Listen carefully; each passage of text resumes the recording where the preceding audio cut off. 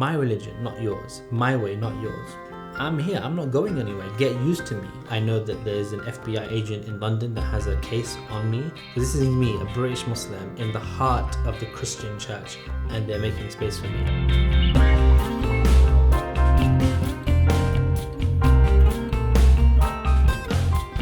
In this episode, we are in conversation with Bilal Hassam. He has over 10 years of experience of interfaith work, community work, and charity work, both here in the UK and abroad. He is actually a medical doctor by training, but gave up his medical career to pursue these interests full-time, and presently he finds himself as the creative director at British Muslim TV, a large channel that showcases British Muslim life. Given his unique background, our discussion today is going to be about the British Muslim identity and the practical realities of it, both good and bad.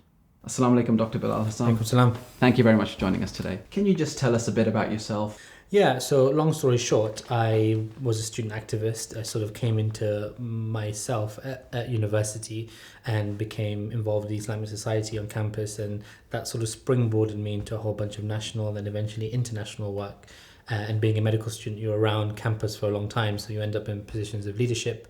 And I really found my passion there in the community space and reconciling what does Islam look like for young people, for British Muslims, and slowly but surely found my way into a full-time community activist sort of role.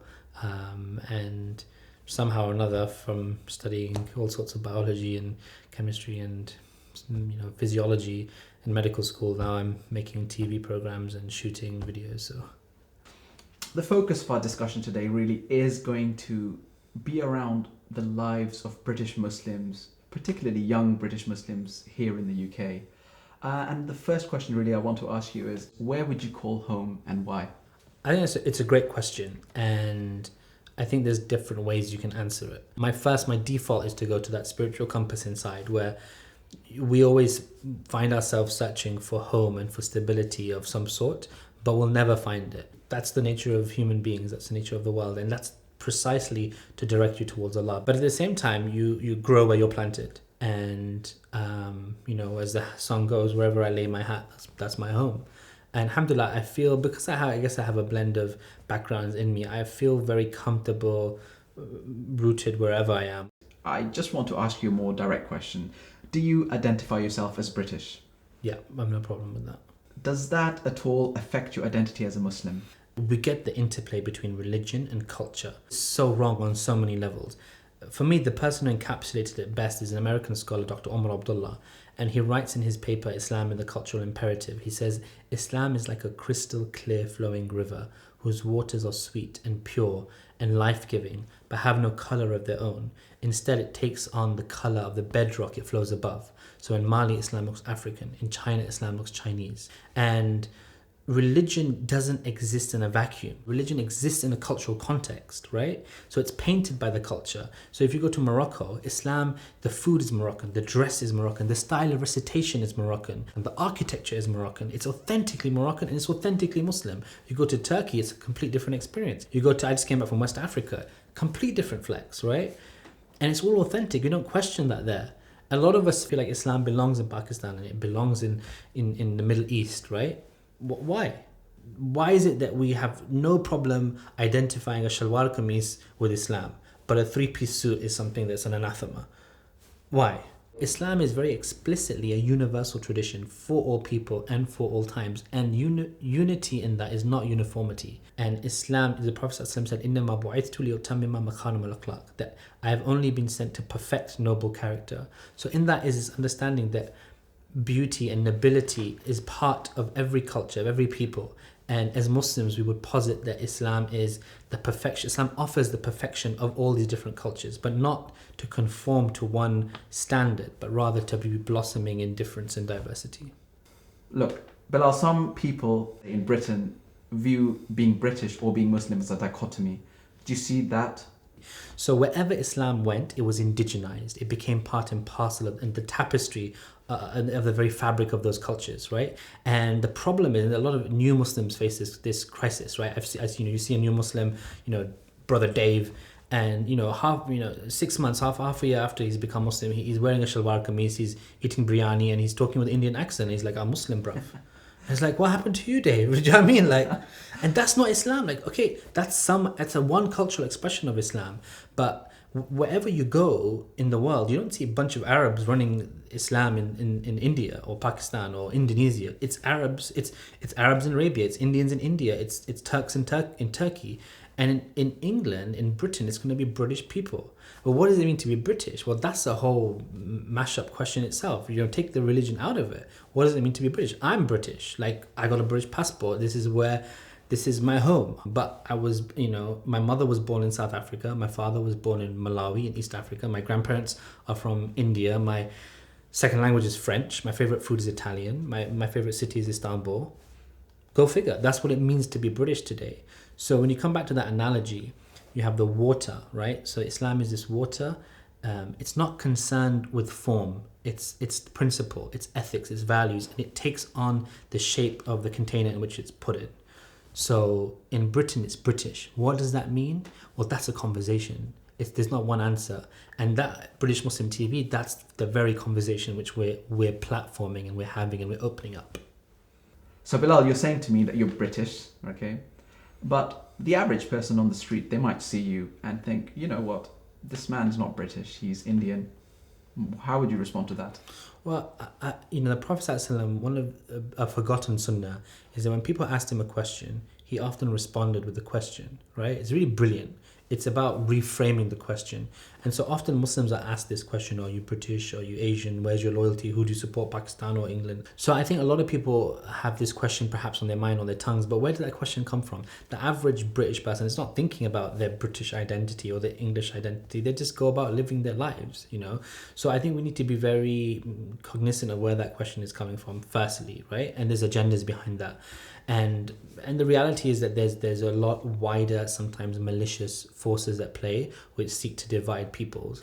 But I believe people are good by their nature. The average British person is a good person. Like, this is the Prophet ﷺ's view of human beings was something positive and wholesome, and we have goodness inside of us. It's everyone.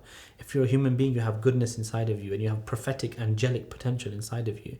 And it's for the Muslim to see that. There's a poet, Edward Markham, and he says, "They drew a circle to shut me out. Heretic rebel, a thing to flout. But love and I had the wit to win. We drew a circle and took them in."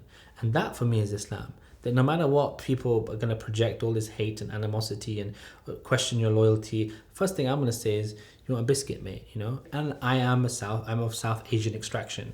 So yes, my favorite food is lasagna. But the chicken in my lasagna is slightly spicier than your average lasagna you're going to pick off the Asda shelf. And I'm cool with that. And you better be cool with it, right? I'm here. The words of Muhammad Ali. I'm here. I'm not going anywhere. Get used to me. Cocky, confident, black. Okay, I'll say brown. And, my religion, not yours. My way, not yours. I'm here to stay. And British Muslims are here to stay. And they're going to define what it means to be British just as anyone else is going to. How are British Muslims going to define the future? I think as Muslims, we are very comfortable being consumers of culture, right? Every imam and their wife knows who Beyonce is. All the single ladies. They all know these cultural reference points, right? We're very comfortable consuming culture, but we're not very confident in being producers of culture. And if you look at the great history of Islam and Muslims, is that they contributed to civilization. It wasn't just about the religious space, the religious bubble. Muhammad Ali, arguably the most celebrated man ever to have lived in the last 100 years. I mean, just phenomenal, the impact that man has had. And he wasn't a sheikh, he wasn't a scholar, and he had, skeletons in his closet, but he was confident in Islam and he contributed to society unapologetically. And I think this is the way forward. As Muslims, we need to be contributors to society, and we're going to make mistakes and you're going to get it wrong. And it's not for the sheikh to tell you how to do things. One of my teachers, I started having this conversation with him and I said to him, "Well, how do we?" And he's like, "No, don't ask me how. You figure it out." The sheikh is there to teach you how to be, right? Islam is going to teach you how to exist in yourself, and then go figure it out. Like, make mistakes. You're supposed to make mistakes. That's what it means to be a human being. The problem, it's hadith that every son of Adam is a sinner, and the best of sinners are those who ask for forgiveness. It's not rocket science. What is life like for you as a young British Muslim? I think the experiences of British Muslims are as the experiences of every other person. And I think most concerns that British Muslims have are the concerns of every other person, just getting by and making ends meet and so on and so forth. I mean, on another way, you can say, with all the conversation, the spotlight on British Muslims, the multiple identities and trying to reconcile what does it mean to be British and to be English, Irish, Scottish, Welsh, and then to be part of the Ummah and to be European and to be a Westerner, reconciling all of these things, economically disenfranchised, politically stunted, all these different identities. Yeah, I mean, it can be a bit of a minefield to get your head over that. But instead of worrying about it, I just let Allah deal with it and I just get by. Bilal, can I just ask you, have you had any difficulties practicing your faith here in Britain at all? I remember when I was first invited to Lambeth Palace, that's the headquarters of the Church of England, all the Protestant Christians, and they had halal food for me. And when I asked if I could pray, the lady, she took me to this crypt and she said, this is possibly the oldest Christian place of worship in London. It's like dates back 1,000 odd years or something. And she said, I said, well, why here? She says, well, there's no iconography in this room. And I know that Muslims, you don't like to have pictures of things. And then there was a pile of prayer mats and a compass. And she's like, knock yourself out. So this is me, a British Muslim in the heart of the Christian church. And they're making space for me, you know. And I think, where is that mirrored in Muslim lands? You know, that hospitality is more Islamic than what we see in Muslim lands.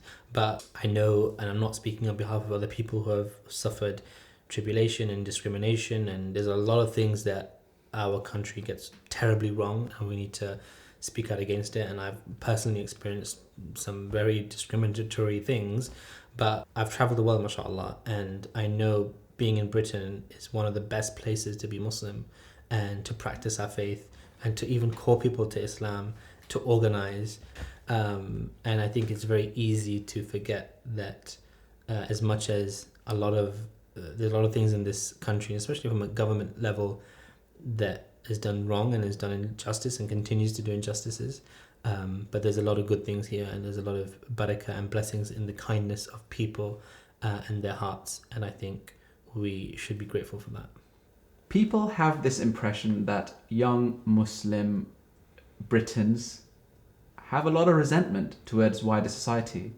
And you know what? If you use social media, if you surf the internet, you'll see a lot of that in comments under articles, on social media posts. People say things like, these Muslims, they hate us. And if they hate us so much, why don't they go back to where they came from? What do you say to people like that who hold these kind of views? The real test of being a Muslim comes in those moments when we're faced with that animosity. And the Prophet never responded harm with harm. When people did harm, he responded with goodness and kindness.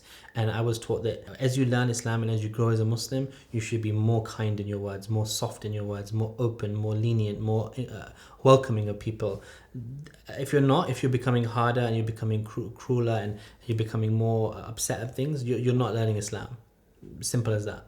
The Prophet ﷺ was made a refugee in his own home, right? He was born, raised from a wealthy, well-known tribe, and he was kicked out of his land.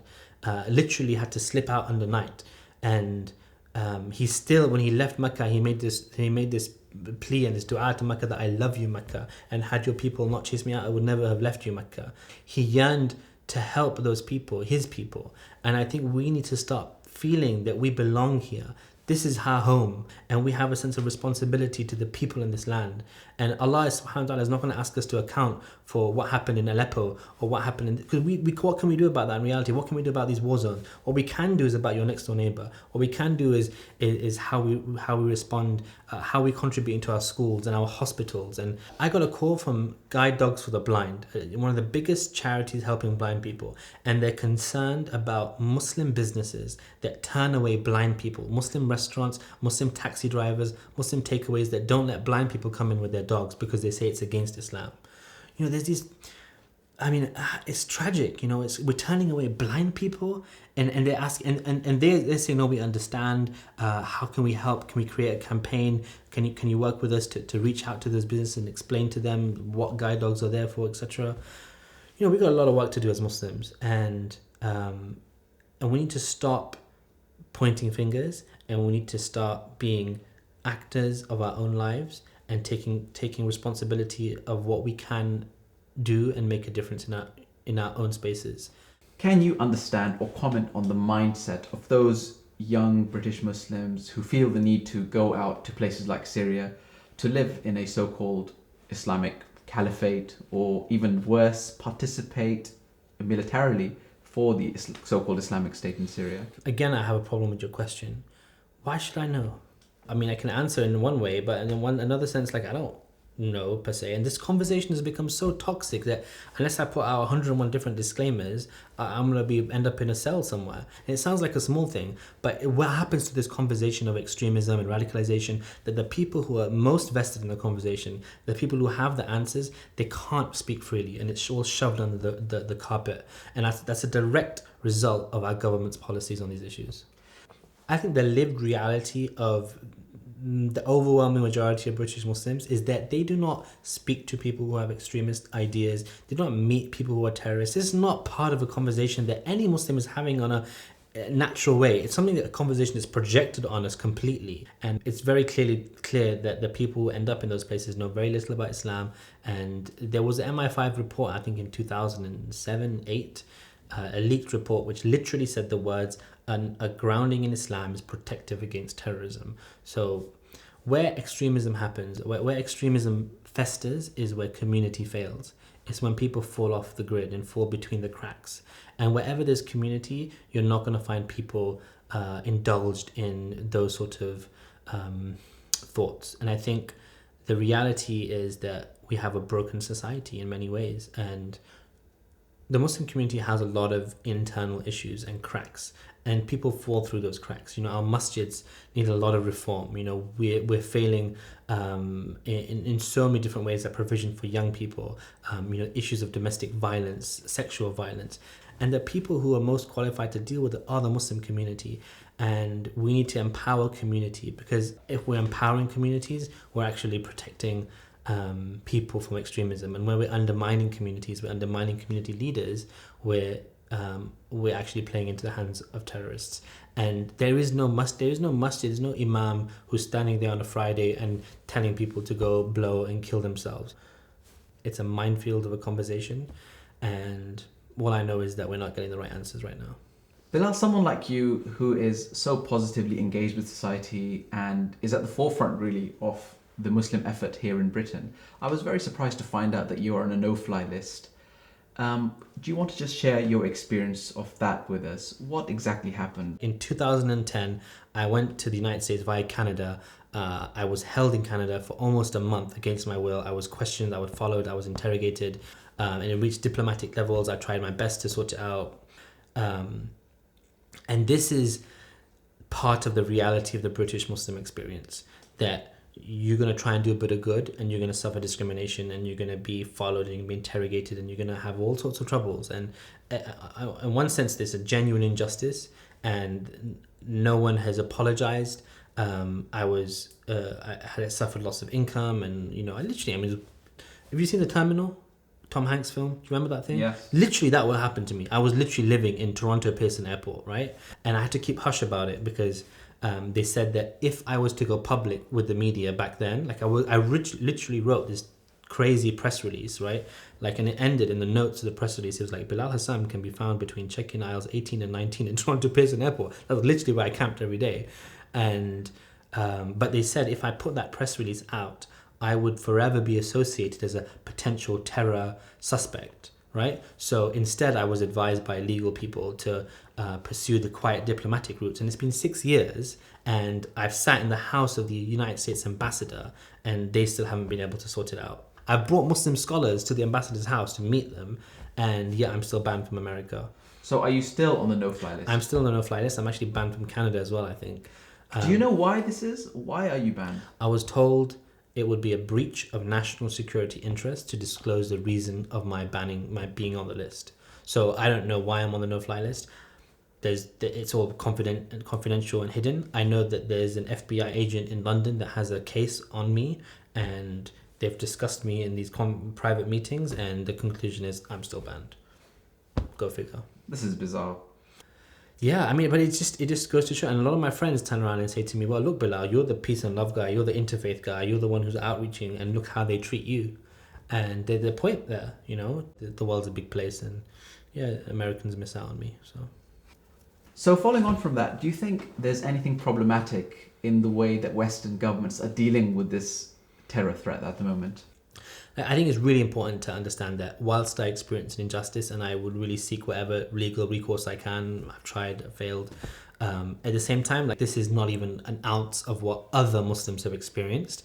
And you just need to look at people, British Muslims that have been taken to Guantanamo, Muslims that are being jailed. And you look around the world, French policemen with guns forcing elderly Muslim ladies to take off her clothes on a beach.